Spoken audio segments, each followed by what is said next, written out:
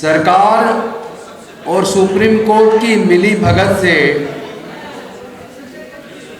देश के दलित, पिछड़े, आदिवासी, अल्पसंख्यक समाज के ऊपर लगातार जुल्म बढ़ रहा है। एक तरफ हमारा सर्वोच्च न्यायालय डिसीजन देता और कहता bail is a rule, jail is an exception, लेकिन कुछ खास लोगों को तुरंत जमानतें दे दी जाती हैं और कुछ यंग प्रोफेसर्स को, रिसर्चर्स को, स्कॉलर्स को केवल मुस्लिम होने की वजह से 5 साल से ज्यादा समय से जेल में रहने के बावजूद, ट्रायल शुरू ना होने के बावजूद जमानत देने से इनकार कर दिया जाता है। एक तरफ ओबीसी को रिजर्वेशन लागू कराने के लिए 43 साल तक लड़ना पड़ता है। आप याद करो, जब मंडल कमीशन की सिफारिश से लागू हुई तो उसी सुप्रीम कोर्ट में जब पिटीशन डली तो उन्होंने स्टे लगा दिया। 92 में जजमेंट आया Indira Sahni versus union of India में, और नोटिफिकेशन करने में भी 1 साल लगा दिया। 93 में जाकर मंडल कमीशन की सिफारिश से लागू हुई। लेकिन दूसरी तरफ मनुवादियों को रिजर्वेशन देने के लिए 4 दिन लगे। ईडब्ल्यूएस को जो रिजर्वेशन मिला, 4 दिन के अंदर रिजर्वेशन मिल गया, लागू हो गया। नौकरियों में वैकेंसीज निकाल के उनको भर्ती शुरू कर दी। 1 दिन कैबिनेट में पास, अगले दिन लोकसभा में पास, राज्यसभा का सत्र खत्म हो गया था 1 दिन बढ़ाकर, तीसरे दिन राज्यसभा में पास, और रात को 12 बजे रामनाथ कोविंद जी उस वक्त राष्ट्रपति थे, उन्होंने सिग्नेचर कर दिए और चौथे दिन नोटिफिकेशन निकल गया। 4 दिन के अंदर लागू। और जब कोर्ट गए हमारे लोग तो कोर्ट ने स्टे नहीं किया। ओबीसी के रिजर्वेशन में 43 साल लगे और कोर्ट ने तुरंत स्टे किया। लेकिन जब ईडब्ल्यूएस को संविधान के खिलाफ जाकर रिजर्वेशन दिया तो कोर्ट ने स्टे नहीं किया। और ज्यादातर मामले में जब कोई पिटीशन आती है तो सुप्रीम कोर्ट स्टे नहीं देता, हाई कोर्ट स्टे नहीं देता। वो कहता है कि पहले स्टेट को अपना जवाब दाखिल करने दो। लेकिन जब बात यूजीसी के रेगुलेशन, आप सबको पता होगा, रोहित वेमुला की माताजी और पायल तडवी की माताजी कोर्ट गई थी, चूंकि उनकी संस्थानिक हत्या हुई, और 1 नहीं 2 नहीं, सैकड़ों संस्थानिक हत्याएं हुई। पूरे देश में उस पर आंदोलन छिड़ा और उनकी माताजी की पिटीशन पे सुप्रीम कोर्ट ने एक कमेटी बनाई। आदरणीय दिग्विजय सिंह जी उसके चेयरमैन थे। उस कमेटी की रिकमेंडेशंस आई। उसके बाद यूनिवर्सिटी ग्रांट कमीशन ने रेगुलेशंस को नोटिफाई किया 13 जनवरी 2026 को। हमें यहां यह समझना पड़ेगा कि बहुत बड़ा साजिश इस देश के साथ भी चल रहा है, इस देश के मूल निवासियों के साथ भी चल रहा है। 20 तारीख तक, 1 सप्ताह तक इस मुद्दे पे कुछ नहीं, कोई धरना प्रदर्शन नहीं, कोई शोर नहीं, नोटिफिकेशन हो जाने के बावजूद। लेकिन उत्तर प्रदेश के अंदर अभी मुक्तेश्वरानंद सरस्वती और योगी जी के बीच के झगड़े को लोगों की अटेंशन डाइवर्ट करने के लिए, जिसको आप मुख्य मीडिया समझते हैं, उसको दूसरा काम दिया कि अब तुम रोज इस पे डिबेट करा रहे हो, अभी मुक्तेश्वरानंद वाले मुद्दे पर, इसको छोड़ दो, इससे हमें नुकसान हो रहा है। अब तुम एक काम करो, एक नया मुद्दा दे रहे हैं, तुम इस पे शुरू हो जाओ। तो जहां पूरे देश में कोई बड़े धरने प्रदर्शन नहीं चल रहे थे, वहां पूरे देश के सारे मुख्य मीडिया चैनलों ने डिबेट शुरू करवा दी। यूनिवर्सिटी ग्रांट कमीशन के रेगुलेशन जो नोटिफाई हुए उसके बारे में, और कहना शुरू किया इसमें तो समाज बट जाएगा, इसका तो दुरुपयोग होगा, इसमें तो सो कॉल्ड अपर कास्ट लोगों के खिलाफ इस कानून का मिसयूज होगा। रोज रोज 2-2, 3-3 डिबेट सारे टीवी चैनल पर शुरू हो गई और अभी मुक्तेश्वरानंद वाली मुद्दा खत्म। लेकिन हमारे लोग ही तो इन मीडिया चैनलों को देखते। मैं इतने साल से कह रहा हूं कि ये मुख्य मीडिया चैनल जिनको कहा जाता है, ये कोई मीडिया चैनल नहीं है, ये बीजेपी के लिए काम करने वाले, बीजेपी के लिए नैरेटिव बनाने वाले लोग हैं। आप इनको देखना बंद करिए। और मजे की बात देखिए, जब ये मैटर सुप्रीम कोर्ट में गया, जिस सुप्रीम कोर्ट की डायरेक्शन पे ये कमेटी बनी, जिस सुप्रीम कोर्ट की डायरेक्शन पर कमेटी के रिकमेंडेशन से ये रेगुलेशन नोटिफाई हुए, उसी सुप्रीम कोर्ट ने उस यूजीसी के नोटिफिकेशन को स्टे कर दिया। और आप जानते हैं क्या ग्राउंड ली स्टे करने के लिए? 2 ग्राउंड ली। एक तो उन्होंने कहा कि इसके दुरुपयोग की संभावना है, दूसरा उन्होंने कहा कि इससे समाज बट जाएगा। तो भाई मैं पूछना चाहता हूं, ये समाज क्या हमने बांटा? क्या ये मनुस्मृति हमने बनाई? क्या समाज को 4 वर्ण में हमने बांटा? क्या 6743 जातियों में समाज को हमने बांटा? तो ये सुप्रीम कोर्ट को जवाब देना चाहिए। फर्जी ग्राउंड मत बनाइए स्टे करने की। इससे कोई समाज बंटने वाला नहीं था, बल्कि जो लोग छात्रों को, खासतौर पर SC, ST, OBC माइनॉरिटी के छात्रों को प्रताड़ित करते हैं, हायर एजुकेशनल इंस्टीट्यूशंस के अंदर उनको इंटरव्यू में, वाइवा में फेल करते हैं, उनको NFS करते हैं, जानबूझकर बच्चों को फेल करते हैं, जातिगत टिप्पणी करते हैं। ऐसे उत्पीड़न के कामों को रोकने के लिए यह नोटिफिकेशन आया था। और वैसे भी यह नोटिफिकेशन केवल शेड्यूल्ड कास्ट, शेड्यूल्ड ट्राइब या OBC के लिए नहीं था।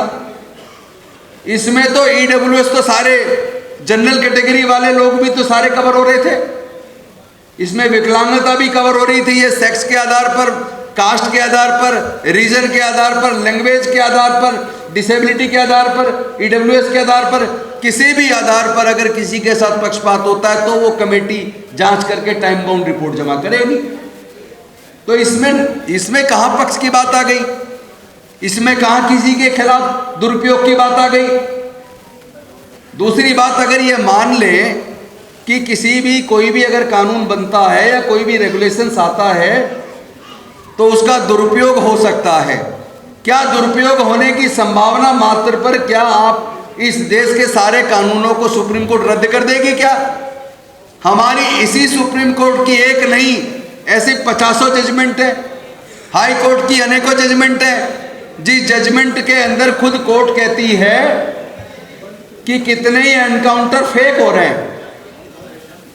और यही कोर्ट कहती है कि बहुत सारे बेकसूर लोगों पे मुकदमा बना के जेल में रखा हुआ है। यही कोर्ट कहती है दहेज उत्पीड़न के मामले ज्यादातर फर्जी है, इस कानून का दुरुपयोग हो रहा है। अरे भाई, केवल इस संदेह से कि कानून का दुरुपयोग हो रहा है, कानून बनाना थोड़ी ना बंद कर दोगे। जब पहले से कानून में प्रोविजन है कि कोई अगर कानून का दुरुपयोग करके झूठा मुकदमा बनाता है तो झूठा मुकदमा बनाने वाले के खिलाफ फॉल्स इंप्लीकेशन का केस दर्ज के उसको सजा दो, कानून को थोड़ी ना रद्द कर दोगे। तो सर्वोच्च न्यायालय की दोनों ग्राउंड बिल्कुल वाजिब नहीं है, बल्कि एक तरीके से भारत की दलित, पिछड़े, आदिवासी, वंचित लोग के साथ, गरीब लोगों के साथ धोखा है। तो मैं कहना चाहता हूं कि यह साजिश का पर्दाफाश आपको करना पड़ेगा। एक मुद्दे से आपका ध्यान भटकाते हैं, दूसरा मुद्दा दे देते हैं, दूसरे से भटकाते हैं, तीसरा मुद्दा दे देते हैं। तो आप इनके चक्कर में, चक्रव्यूह में फंसे रहोगे क्या? क्योंकि इन्होंने जो ठेकेदारी दी है ना आपको धर्म की रक्षा करने की, आप जितने भी लोग हैं हमारे समाज के SC, ST, OBC के, इनके अनेकों ऐसी भी जातियां SC की और ST, OBC में हैं जो जातियां खुद अंधविश्वास, पाखंडवाद में फंसी हुई है। उनके बच्चों से शिक्षा को महंगा करके शिक्षा छीन ली गई है, लेकिन उनकी आंखें नहीं खुल रही। जितने पीएसयूज बने थे सारे पीएसयूज बेच करके आपकी नौकरी के अवसर खत्म कर दिए, आपकी आंखें नहीं खुल रही। इसी बीजेपी की सरकार ने फोर्थ क्लास एम्प्लॉयमेंट को आउटसोर्स करके ठेके पे दे दिया। सरकारी नौकरी सफाई कर्मचारी की खत्म, चपरासी की खत्म, वाटरमैन की खत्म, राजमिस्त्री की खत्म, खलासी की खत्म, चौकीदार की खत्म, माली की खत्म, तमाम तरह की फोर्थ क्लास की नौकरियों को इन्होंने खत्म करके ठेकेदारों के हाथ में सौंप दिया, लेकिन आपकी आंखें बंद है। दुख की बात यह है कि हमारे लोग अंधविश्वास पाखंडवाद में इस हद तक ग्रसित हैं कि यही सरकार, भाजपा की सरकार, धीरे धीरे धीरे धीरे आपके बच्चों के गर्दन को रेत रही है, एक एक करके मार रही है, लेकिन आपकी आंखें नहीं खुल रही, क्योंकि आपके आंखों पे धर्म का जो चश्मा लगाकर आपको धर्म रूपी अफीम चटा दी है, और आप उसी अफीम को चाट कर, जिस प्रकार में मुझे याद आता है जब मैं छोटा था, मैं देखता था कि जो वर्किंग साइट होती थी वहाँ पे महिलाएं क्या करती थी, काम करते हुए काम में डिस्टर्ब ना हो तो वो क्या करती थी कि दो बांस में ऐसे एक रस्सी बांधकर और उस पे एक चादर बांधती थी और अपने बच्चे को अफीम चटाकर उस चादर में सुला देती थी। बच्चा सुबह से शाम तक सोता रहता था, माँ अपने काम में लगी रहती थी, इसीलिए बच्चे को भूख भी लगती होगी लेकिन रोता नहीं। सुबह से शाम तक बच्चा क्यों सोया हुआ है? क्योंकि उसको अफीम चटाई हुई है। ये इस देश के गरीब मजदूर की हालत रही है। तो जिस तरह गरीब महिलाएं हमारी बच्चे को अफीम चटाकर सुबह से शाम तक सुला दिया करती थी ताकि हमारा काम डिस्टर्ब ना हो, उसी प्रकार ये जो देश के दलित, पिछड़े, आदिवासी, वंचित वर्ग की नौकरी छीन रहे हैं, उनसे शिक्षा छीन रहे हैं, उनसे रोजगार छीन रहे हैं, मनरेगा में जो 100 दिन की रोजगार की गारंटी दी थी उसको भी छीन लिया। उसके बाद भी आप चुप हैं, चूंकि आपको उसी तरह जिस तरह गरीब माँ बच्चे को अफीम चटा के सुला देती है, उसी तरह तुम्हें धर्म की अफीम चटाकर सुला दिया है। तुम्हारे बच्चों का कत्ल हो रहा है, तुम्हारे बच्चे यूनिवर्सिटीज में सुसाइड कर रहे हैं, तुम्हारे बच्चों का रोज उत्पीड़न हो रहा है। आपको पता है 2019 से 2021 के बीच 35,000 बच्चों ने, छात्रों ने सुसाइड किया। हमने इस बात की बारीकी से जांच की कि ये जो 35,000 बच्चों ने सुसाइड किया ये किस वर्ग के हैं। पता लगा 95% SC, ST, OBC माइनॉरिटी के हैं। फिर हमने पता किया सुसाइड का कारण क्या है, तो सुसाइड के 2 कारण निकल के आए। पहला कारण SC, ST, OBC माइनॉरिटी के बच्चों को जानबूझकर उनको वाइवा में नंबर कम दिए जाते हैं, इंटरनल एग्जाम में फेल कर दिया जाता है, इंटरव्यूज में फेल कर दिया जाता है, NFS कर दिया जाता है, साथ में जातिगत जो शब्द इस्तेमाल करके भी डिमोरलाइज किया जाता है, नाना प्रकार से प्रताड़ित किया जाता है। तो बच्चे डिप्रेशन में आ जाते हैं, और डिप्रेशन में आ जाते हैं तो या तो सुसाइड कर लेते हैं या कॉलेज छोड़ देते हैं। अभी अभी एक डाटा आया है, उस डाटा में SC, ST, OBC के बहुत भारी मात्रा में बच्चों ने स्कूल कॉलेज छोड़ दिए। मैंने उसकी भी जांच की तो आपको जान के ताजुब होगा, उसमें 98% ड्रॉप आउट जो है कॉलेज छोड़ने वाले, हायर एजुकेशन छोड़ने वाले SC, ST, OBC के लोग हैं, और उसमें भी 60% से ज़्यादा OBC के बच्चे हैं। पता है आपको क्यों छोड़ रहे हैं पढ़ाई? वो या तो उत्पीड़न के परेशान होकर, या उनको जो फेल कर दिया जा रहा है उस वजह से। एक और तीसरा कारण भी निकल के आया हमारी जांच में।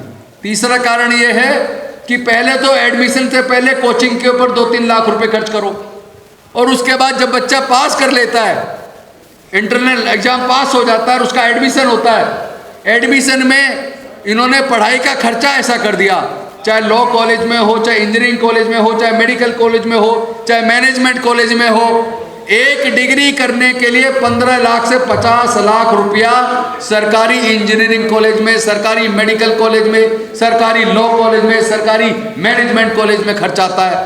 अब उसके पास इतना पैसा नहीं है, फर्स्ट ईयर की फीस कहीं से कर्ज लेके जमा कर दी, इधर फर्स्ट ईयर में या तो फेल कर दिया, और अगर पास हो गया अब अगली साल की फीस देनी है। बच्चा सोच रहा है स्कॉलरशिप आएगा, उससे पिछले साल का कर्ज उतार देंगे और नए कर्ज लेके सेकेंड ईयर की फीस दे देंगे, उसका स्कॉलरशिप आता नहीं है। फर्स्ट ईयर में जो कर्ज लिया था वो कर्ज उतरता नहीं है। एक तरफ कर्ज का बोझ चढ़ रहा है और दूसरी तरफ सेकेंड ईयर की फीस जमा करनी है, फीस का पैसा नहीं है। बच्चा परेशान हो जाता है, डिप्रेशन में चला जाता है। एक तरफ माँ बाप के चेहरे को देख के उसको दर्द पैदा होता है, दूसरी तरफ फीस का इंतजाम नहीं हो रहा, फीस जमा नहीं कर पा रहा, तो वो बच्चा क्या होता है, परेशान होकर या तो कॉलेज छोड़ देता है या फिर सुसाइड कर लेता है। ये 3 मुख्य कारण हैं हमारे SC ST OBC के बच्चों के बीच में कॉलेज छोड़ के चले जाना या सुसाइड कर लेना। और ऐसे हालात में ये सरकार आपके बच्चों का जो उत्पीड़न हो रहा है उसको अटेंशन को डाइवर्ट करने के लिए ये आपके बीच में रोज कोई ना कोई नया मुद्दा ला देती है। आप उस मुद्दे में उलझे रहते हैं। असली मुद्दों से ध्यान भटकाने की बहुत बड़ी साजिश है और उसी के तहत वो लोग इतने पावरफुल हो गए हैं आपकी हमारी कमजोरी की वजह से।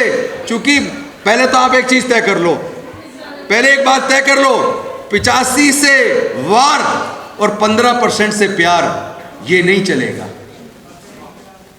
15% से प्यार और 85% पे वार, ये नहीं चलेगा। इसके लिए लड़ने की तैयारी करो।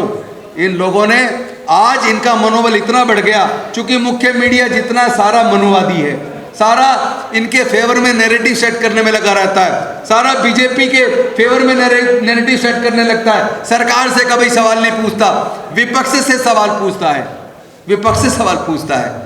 और आपके मुद्दे तो कभी वहाँ चर्चा में आते ही नहीं। कभी महंगाई पे कोई चर्चा नहीं, कभी बेरोजगारी पे कोई चर्चा नहीं, शिक्षा महंगे होने पे कोई चर्चा नहीं, सुसाइड, बच्चों की सुसाइड पे कोई चर्चा नहीं, कॉलेज से ड्रॉप आउट पे कोई चर्चा नहीं। चर्चा जब भी होगी तो हिंदू मुसलमान पे। और आप लोग भी खुश होकर उस टीवी चैनल को खोल के बैठे रहते हैं और आप भी बहुत बढ़िया वो बन जाते हैं मुसलमान के खिलाफ, हिंदू राष्ट्र, हिंदू राष्ट्र। अरे भैया, हिंदू राष्ट्र का मतलब समझ लीजिए मनुस्मृति का आना, और मनुस्मृति का मतलब है इस देश का शूद्र और इस देश का अछूत वो खत्म हो जाएगा, तबाह हो जाएगा। कितने मुश्किल से डॉक्टर बाबा साहब अम्बेडकर, ज्योतिबा फूले, साहू महाराज और न जाने कितने हमारे महापुरुषों ने कुर्बानी देकर हमारे और आपके पढ़ने का रास्ता खोला, हमारे आपका नौकरी का रास्ता खोला। उस रास्ते को ये लोग एक एक करके बंद करते जा रहे हैं। सारे PSU बेच के, सारी नौकरियां खत्म करके, शिक्षा को महंगा करके, सारे ही तो रास्ते आपके बंद कर दिए, लेकिन आपकी तो आंखें खुलने का नाम ही नहीं ले रही। और अब तो उनका मनोबल इतना बढ़ गया कि खुलेआम इस UGC वाले मुद्दे पर वो लोग कह रहे हैं कि क्या गधों को घोड़ा बनाओगे, यानी हमारे लोगों को, SC ST OBC के लोगों को वो गधा कह रहे हैं, अपमानित कर रहे हैं। यहाँ तक कि प्रधानमंत्री की भी जाति खोज ली, तेली कहा, और उसको भी ये कहा कि कब्र खुदेगी। लेकिन अगर कोई दूसरा करता तो उस पर मुकदमा दर्ज हो जाता। स्वर्ण जाति के लोग हैं, सो कॉल्ड स्वर्ण, so called forward class, so called upper caste, तो उनके खिलाफ कोई मुकदमा नहीं।